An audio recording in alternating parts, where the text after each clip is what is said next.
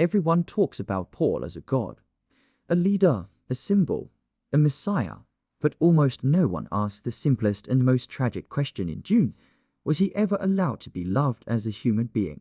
Not admired, not worshipped, not followed, but loved in a way that requires vulnerability, uncertainty, and the possibility of loss. From the very beginning, Paul's life is designed, engineered, observed, trained, prepared for a future that doesn't belong to him. Even his emotions are not really his.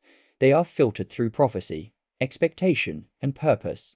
And this is what makes his relationship with Chani so different from everything else in the story, because she doesn't see him as destiny. She sees him as a person. She doesn't need him to save the universe. She needs him to exist. But Paul cannot exist in the present anymore. He lives in a future that already happened inside his mind. Every moment with Chani is haunted by outcomes he already knows, by consequences he cannot escape, by versions of himself that already failed or already destroyed everything. Love for him is not a choice, it's a simulation. He can predict the end of every conversation, every argument, every silence, and that turns intimacy into a performance instead of an experience. Chani represents the last space where Paul could have been real, but reality is exactly what his powers erase. The more he sees, the less he can feel. The more he understands, the less he can surrender.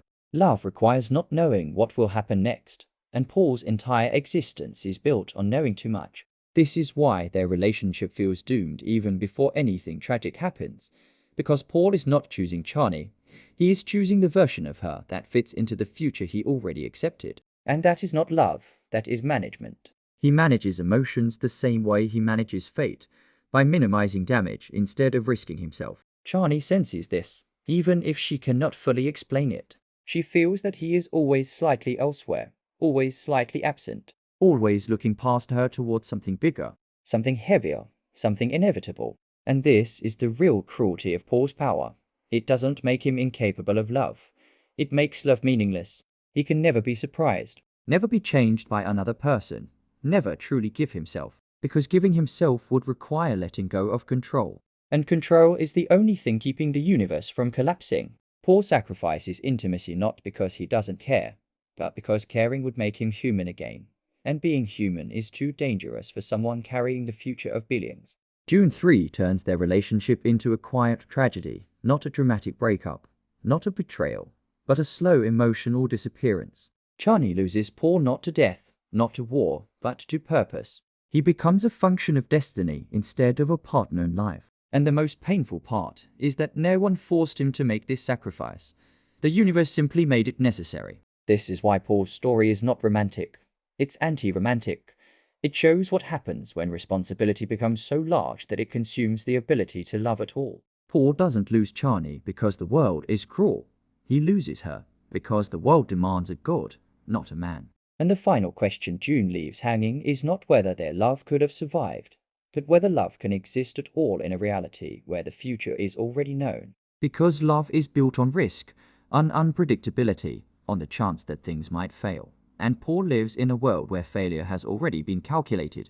Maybe the true cost of being a messiah is not war, not death, not power, but the quiet realization that no one can ever touch you again without touching the future itself. And maybe the most tragic thing about Paul Atreides is not that he becomes a god, but that, in doing so, he loses the only thing that could have made him human. And the deeper you look at Paul and Chani, the clearer it becomes that their relationship is not a romance, it's a contradiction. Chani wants presence. Paul exists in anticipation. She lives. For her, love is something that happens now, through mistakes, silence, jealousy, hope. For him, love is something that already ended in every possible future he has seen. And that destroys the core of intimacy, because intimacy is built on not knowing, on discovering another person over time, on being changed by them. Paul cannot be changed anymore. He already knows who he will become, and that knowledge turns every emotional connection into something temporary and fragile, even if he desperately wants it to be real. This is why Paul never truly belongs to Chani, and never truly belongs to anyone. Not because he is selfish, but because he is already owned by time itself. He doesn't experience relationships. He schedules them inside destiny. Every kiss is weighed against consequences. Every promise is filtered through visions of collapse. Every moment of happiness feels irresponsible, almost dangerous.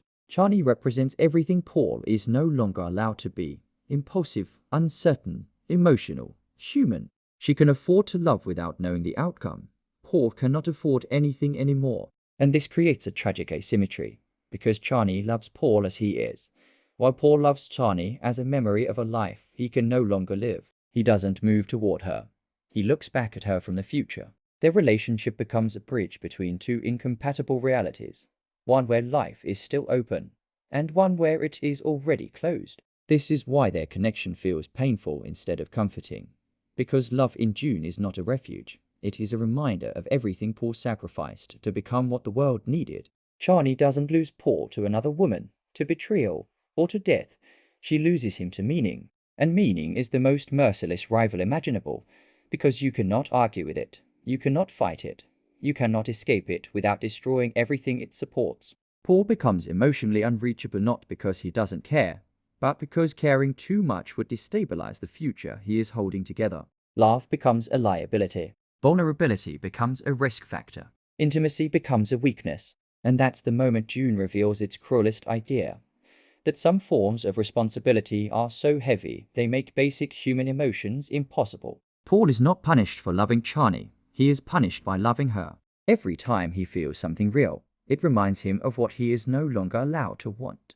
And that creates a quiet psychological torture, where the only person who makes him feel human is also the person he must slowly erase from his life. Not through rejection, but through distance, through silence, through becoming something she cannot reach anymore.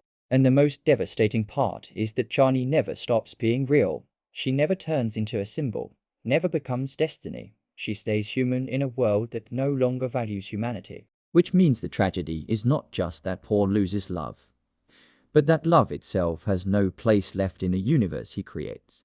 A universe where everything is optimized, predicted, and controlled has no room for emotions that are irrational, unpredictable, and unnecessary. And maybe that's the final irony of Paul Atreides. He saves reality from chaos, but in doing so, he makes reality emotionally unlivable. He protects the future, but destroys the present. He becomes eternal, but loses the ability to truly exist inside a single moment with another person.